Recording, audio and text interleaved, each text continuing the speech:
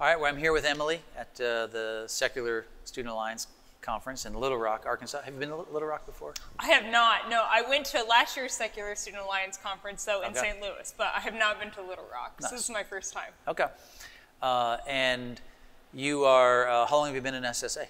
I think I got involved, I want to say my senior year of college. I went to Secular Spring Break with them, and then I also went to the conference right after I graduated, like a month after, and then this is my second conference. Okay. So, yeah. And were you secular like when you went into college, or you grew up secular, or why was SSA appealing?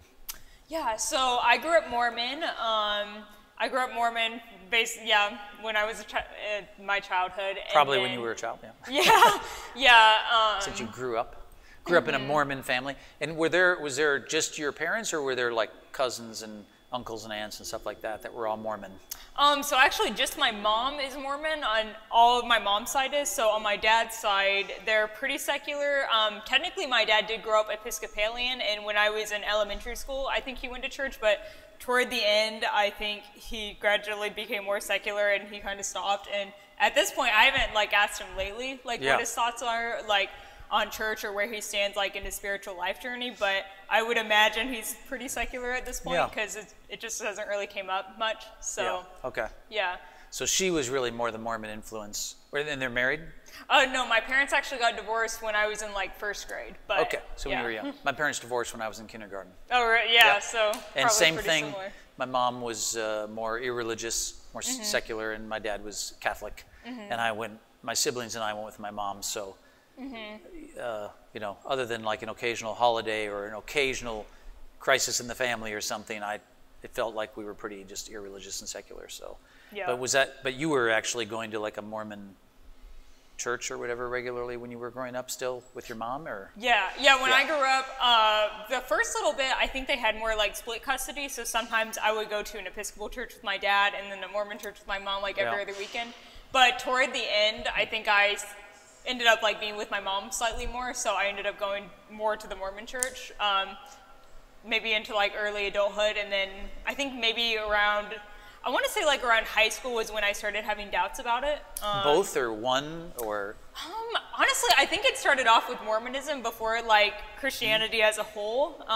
Mostly, honestly, because of the sexism in the church, which I know a lot of Christians think oh, the people in the church are a lot different than the doctrine, which is true. Yeah, right. But I think in the case of Mormonism, the sexism kind of started my doubts. Why would God be okay with the sexism going on in the Mormon church? And the good thing is the Episcopal church, along with several others Presbyterians, are similar. The UU church is a classic example where sexism isn't as bad in those churches, a lot more equal. Because in those churches, women can be pastors, they can have leadership roles, whereas in Mormonism, the only leadership role you can have is either over kids or other women, and that's obviously not very equal, right? Yeah. So in high school, I found Recovering from Religion in high school. That's my shirt. So I came here to table for RFR for SSA, and can I just step back a little bit before we? Yeah, go ahead. So you had your doubts about Mormonism. Was there a specific thing about Mormonism that you doubted, or? A piece of doctrine? I don't know. Just okay. You said there was sexism. Yeah. You doubted. So I guess that was not really a doubting the supernatural aspects. It was more the moral aspects. Yeah, I think it was more the moral aspects at first, for sure. The sexism was a big thing. I'm trying to think. Also, I guess maybe the history of the church that kind of goes along with the moral aspect, because whether it was true, the history, or not necessarily true. I think it's more so, I guess, how could a church with this type of history be the true church, right? Because they have obviously a lot of polygamy history, and then also the church, I think, they've gotten better about it now, but a while ago they tried to hide their history a lot, and then when people found out, they would. You mean the moral history? Yeah. Yeah. Okay. So you had enough doubts about that, and yet for a time maybe you felt more comfortable in the Episcopal environment. Yeah, I think the Episcopal Church was a lot better for sure. Because you have like female priests and stuff, yeah? Yeah, right? yeah. Actually, not pastor, but the priest of the church that my dad went to was a woman, so that was definitely really helpful too. And I think they were also like more socially progressive, which was helpful too, because I definitely wanted a church more like that, because the Mormon church is a lot more conservative. I mean, it depends on where you are, I'm sure, because every church might be different. Yeah. But the church I went to in Kentucky, I think it was a more conservative Mormon church. So. Okay. And how long were you still going to the Episcopal church before you were like, now I'm having doubts about this? Yeah, so I grew up, I mostly went to the Mormon church growing up, especially like toward the end, like when my dad kind of fell out of it, but I kind of came back for a little bit when I started college, because I went to a Christian college. I went to Asbury University, and when I started there, I started looking into like progressive Christianity before like thinking like, okay, Mormonism doesn't work out, but what about all these other faiths? Because clearly it works out for a lot of people, right? Yeah, right, it does.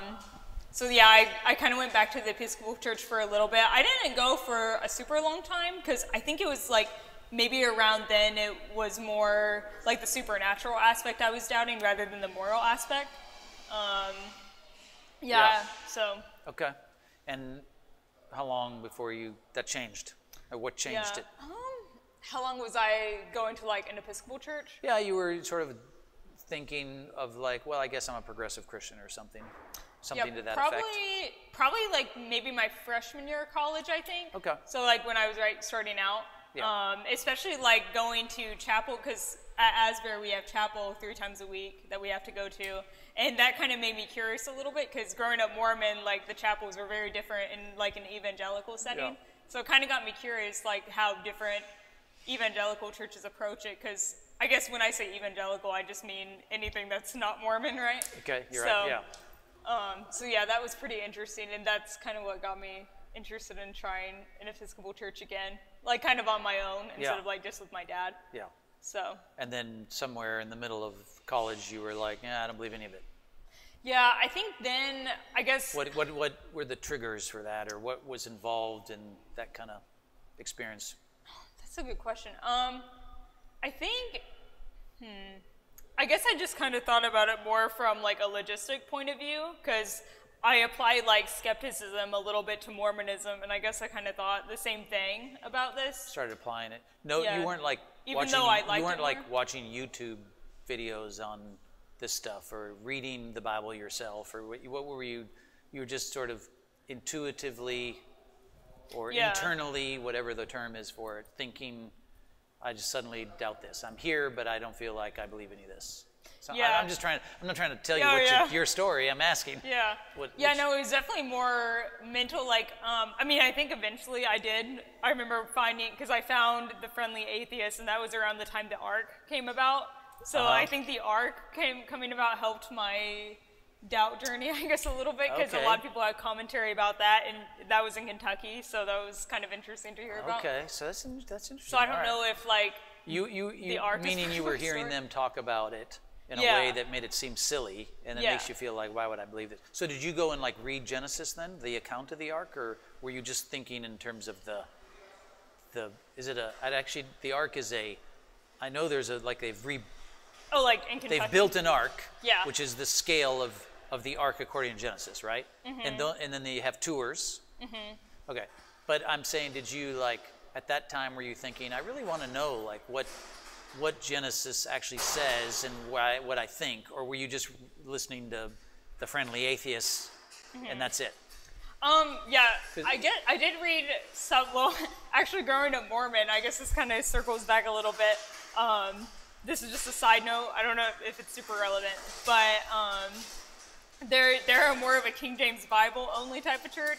And I remember I actually didn't know other versions of the Bible exist until I went to a Christian college, or like I did know they existed, but I didn't know like I guess what that meant for it to be a different version. Like I thought maybe it was like a different language or something. Yeah, right. Yeah. And so the King James Bible, I don't think I understood it super well. And sure. Yeah. I think a lot of people can't.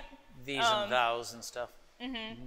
But yeah, I did read about it. I read about it through the NIV a little bit, and I guess the reason I didn't find that as compelling because I remember looking up evidence for the ark and I couldn't really find. I think that I did find one search, like something in Turkey around, but I also saw like, oh, this might not necessarily be evidence for the ark. And then, so I guess I lost my train of thought. It's fine. Yeah. It's fine. I remember at one point, I don't know, I'm sure I was in high school or something, hearing or seeing an article somewhere in the newspaper, like, oh, somebody thinks they found the ark, kind of like finding Bigfoot. Mm-hmm. And I remember thinking, this all just sounds really dumb. Like, why would this ark still be around? Mm-hmm. I just remember thinking this like in high school, like this seemed kind of dumb. But of course, that of course is different from, I guess, the story of Genesis, or what the story of the ark is about in the actual book, you know what I mean? Because oftentimes when I'm talking to people about these things, I don't find a lot of people who actually just were like, well, I just decided I'm really going to sit down and read Genesis and try and understand this book. Because it takes a lot of work. It's a long book. And it's usually just filtered information, through a YouTuber or whatever. And so that's why I asked. I was just curious. So that got you to where you were like, I don't think I really now believe any of this stuff based on that. I guess that really didn't directly connect to the Gospels or Jesus, though, right? What was your thought there? Because I would have thought that was a much bigger factor in your life anyway, for if you were Mormon or Christian. Yeah, I guess I'm trying to think. I have to take a pause to think. It's okay. No, it's okay. I realize I'm asking you stuff of what you thought, and maybe you just don't remember, and it's totally fine. I'm just more. I think it might be that I'm recorded. Don't worry about that. Yeah. It's just a It's just a conversation. Yeah, it's not with me. that's true. Don't worry about the recording part of it. Okay. So do you just remember, like, or maybe because normally if someone thought, oh, I think this ark might be kind of ridiculous, or I'm not sure I believe this. If they had like a really high view of Jesus, or they were thinking, I'm a follower of Jesus, they probably wouldn't just cast everything off about Jesus because they weren't sure whether the ark was I don't know. I don't know that they would do that just because of that. Yeah. So a lot of people think the story of the ark is like an ancient tale that was incorporated into the Bible, but they still are Christian. I mean, there's all sorts of views, right? So that's why I'm asking it. I'm more just curious whether you were like, oh, actually, I started reading. I remember thinking I got a problem with Jesus too. I don't know. I don't know. I guess I will definitely say having like biblical classes as part of like Asbury's curriculum was definitely helpful. Yeah. Instead of like just reading the Bible by myself, having it like with the professor and then writing essays about it. Yes. And also in all of our classes, we had devotionals that we had to apply, like. The topic in the class to the Bible, and since I was an accounting major, almost all of them were financial, and I feel like I remember a lot of like the financial verses of the Bible, not off the top of my head, but I'm sure really I could like find them because I remember we would reuse them a lot. Yeah, because there's only so many. Trying to get your assignment done. Money. Yeah, you're trying to get your assignment done. But what I was saying about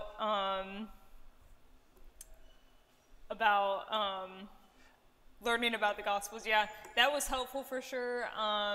Like helpful in a way that made you, like you were sitting in these classes and you were thinking, oh, I now have a problem with some of these things with Jesus. Or I don't really have a problem with him, I just don't think it's true. Or I'm just curious how you were reacting to it, that's all. Yeah, I guess I was thinking more of the second one. Like, I don't think I had a problem with it necessarily, because I think a lot of the things in the Gospels are good, especially, compared to the Old Testament. Yeah. Because, I'm trying to think. Yeah, I see what you mean by that. So you were kind of like, I'm not really like opposed to these, nothing's like super problematic on the surface of his moral teachings or something kind of idea, I guess. But you were thinking, but I don't really think he actually raised this person from the dead. Yeah, I guess. But what made you start thinking like that? I don't think he raises because of the Noah story, thinking like maybe the ark is bunk, and so maybe I don't really think these are. Mm-hmm. Yeah, I'm not. You understand? I'm just trying to fish out what you were thinking. You're good. Tell you what you should have thought. Oh yeah. Yeah, I think it was definitely more like logistical, because I guess thinking about like how that could have happened and like could that happen today? Because if you kind of think about it in terms of like the scientific method, for example, yeah, we like, don't see people being raised from the dead. Can things repeat itself? Like we haven't really seen that again. Yeah. So that's kind of what made me doubt that. Yeah, that makes sense. I mean, we're not seeing people raised from the dead, so it's like, why do I believe this? But at one point, you probably believed it when you were younger. Yeah. Or maybe you didn't think about it. You just kind of assumed it was true. Something like that. And yeah, I hate to like compare it to Santa Claus, but I guess for me, it was a little bit like Santa Claus belief. Why do you hate to? I literally wrote a paper in college comparing belief in God to belief in Santa Claus, where I explained why I was an atheist. Oh, well, there you go. So, yeah, I guess maybe some people might not like that analogy, because I guess maybe believing in God is like more acceptable than Santa. I mean, so I feel a little rude if I compare it to Santa. Yeah, I understand, but I mean, it kind of it worked for me because it was like I at one point thought Santa was real when I was little, and I kind of liked the idea of Santa, you know. I mean, after all, he brings presents and he's nice, and it made me feel like I was a good person because I got my presents. And then at some point I realized, this is kind of dumb. Or some friend told me he didn't exist. And later you're like, yeah, I never really took that seriously. And then I just applied it to the idea of God. Like when I was really young, people told me about God, and I'm like, oh yeah, God must exist. And then somewhere along the way I was like, this is dumb. And I didn't believe in God anymore. And then so I wrote a paper about it. Like that was the same kind of thing, like this nice idea, but it's not real. And so anyway, I'm just saying this. Yeah. That's why I think I still have that paper. Oh really? You know, I'm a Christian now, right? Yeah. I read on the Divide. But I did literally write that paper. I think I still have it. Yeah. I guess like maybe a nicer way of the Santa Claus analogy I've heard is kind of comparing it to other gods. Like some people so easily dismiss like Roman god and goddesses, but like yet they'll go with the Christian God, especially if they never think about it. Yeah. So, I think that is. I think you're right that probably comes off nicer. Yeah. It probably comes off nicer. I actually did a video on that. The idea of, like if you're an atheist about Zeus and an atheist about Jupiter and Athena and so on, why? And then the saying goes, the atheist is just an atheist about one more God. It's a famous statement made from an atheist. I think it's in like 1996 or something. Can't remember his name right now. So I thought about it for a while, like whether I thought that was a good argument, and then I came to the conclusion I didn't think it was a good argument. Doesn't mean that God exists. I just didn't think it was good reasoning. So I did a video on it. It's on YouTube somewhere. Yeah. Anyway. But that doesn't, like being passionate about SSA or being part of recovering from religion, that's more of like it seems like that's stronger. You know what I mean? Yeah. So. Yeah, I guess like once I applied, whether it's like that logical skepticism, like about Jesus' resurrection, or whether it's more moral skepticism, like church history or whatnot, you definitely don't have as much community like once you move past that, because I remember that was something really appealing about progressive Christianity for me, was it was like a community that wasn't Mormonism, right? Yeah. By the way, I'm not going to look at the camera. Oh, okay. You don't have to look at the camera, but go ahead. Okay. Yeah, so it was a community, that wasn't as conservative as Mormonism, so that was really nice. Yeah. And then once I lost that, it kind of felt harder to like make friends and whatnot. Yeah. So I definitely finding like recovering from religion helped, because they have support groups across the U.S. You learned about them when you were in school? Yeah. Toward the end of school, I guess. Yeah, I lead the Lexington chapter for recovering from religion, so that's kind of fun. And then SSA, unfortunately, I never went to an SSA chapter, but I did go to their national events. I think I mentioned earlier, like Secular Spring Break. And then the conference is my second one, so that was a lot of fun getting to meet like-minded people again, kind of like what I was looking for when I found progressive Christianity, but something on like the other side, right? Is there anything that is you're like, okay, so once you abandon Christianity, you kind of abandon your worldview, Did you start thinking, I really want to pursue like what my view is going to be? Did you start doing that? Like, did you hear about naturalism and stuff like this, or not really? I would definitely say like humanism was definitely appealing. You started looking up videos on humanism or doing searches and honestly, stuff? I don't remember how I found out about humanism, because it was actually one of the first like atheist resources I found, because it was solving the question, like, if an atheist defines what I'm not, how do I define what I am? And one of the American Human Association's logo is like good without God. So it kind of puts moral framework like back into the question.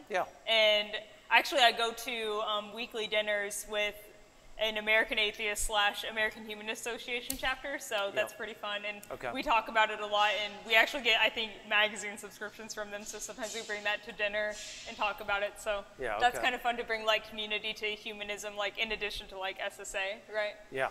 So. Were you ever influenced by what's called New Atheism, the guys like Christopher Hitchens and Richard Dawkins and Sam Harris and stuff, or not really?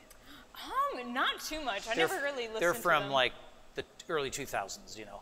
Yeah, I've heard of it, but I haven't listened to it a whole lot. No. I have listened to Sam Harris's Waking Up about mindfulness, and that kind of got me learning about secular Buddhism a little bit, because I started meditating, or learning how to meditate. And like TM? What's TM? Transcendental Meditation? Oh. Like actually TM? Well, since I don't know what that is, Jerry Seinfeld's a big TM. Whatever. Okay, so are you, so like you listen to the Friendly Atheists? Or you've checked out Friendly Atheist. What other big thing has influenced you in terms of your, other than the Sam Harris thing and the Friendly Atheist, is there any other kind of regular buffet table you go to? I mean, I guess like my Monday night meetups I talked about, because I meet up every dinner. With people, like these are more living connections. Yeah, rather than like a digital, I'm trying to learn about the philosophy of humanism or my, I don't know, whatever. Yeah, and then I guess recovering from religion, we have RFRX every Monday night, where a different speaker. RFRX. RFRX. Yeah, it's a weekly show where they bring on a speaker to talk about a different topic. Yeah. It's usually, they somehow tie it into secularism, and it's a really good show. I actually don't make most of them because my meetups are on Monday, so I usually don't go, but sometimes I do watch the recordings. And then Dr. Ray, the founder of Recovering from Religion, who's here, I'm sure you saw his table, he wrote 2 books, God Virus and Sex and God. I think Sex and God was really good because it goes into the history of relationships and how religion has distorted people's view on sexuality and relationships. And it's kind of interesting because I think a lot of people will talk about maybe more so like, oh, does God exist? But they don't talk about like other things that religion impacts. So it just offers like a unique perspective like that. So. And what about your, like with your mom, is she still religious? And is that right? Yeah, my mom is still religious. Yeah, she actually got remarried a year or 2 ago. I was like around like COVID, she got remarried. And her husband is an evangelical, and I always kind of wonder like what he thinks about marrying a Mormon, because my mom has never married a Mormon before, even though like she kind of wanted to, but it never ended up working out. So, but they seem to do really well. So, and it's kind of funny because I think he's like kind of church shopping right now, and like he doesn't want to go to the Mormon church. He's like, no. So I don't know what's going on. And they know you're like, they know you're out of religion and so on. Yeah, they know I'm secular. Definitely my dad, because my dad is like more secular. We actually listen to the ARC podcast a little bit from him at Meta, so he thinks he's pretty funny. And then my mom does too. I mean, she's not the happiest about it, but I think like she's accepting to an extent. So I mean, some things about, I mean, one thing we learn about comedians, you know, is people are really easy to make fun of, because we do really stupid things that are funny. And when you throw religion in, it's like it magnifies the stupidity sometimes. So yeah, anyway, that's not surprising that there's a lot to mock and have fun with about all things human to me. But so anyway, so it's not really a problem for them, I guess, or you get along fine when you, like if you're talking about your views, it doesn't create like a big problem in your relationship. No, I don't think so. Like, I never get bothered by like prayer or anything like that. Maybe some people might, but like that's never really bothered me. Like, if anything, sometimes I think prayer can be kind of peaceful, and that's kind of like what drew me to meditation a little bit, because it's just peaceful. So, right, great. I really appreciate the conversation. Thank you so much for talking to me. This is my first time I was recording. You did a very good job. You did a very good job. Totally fine.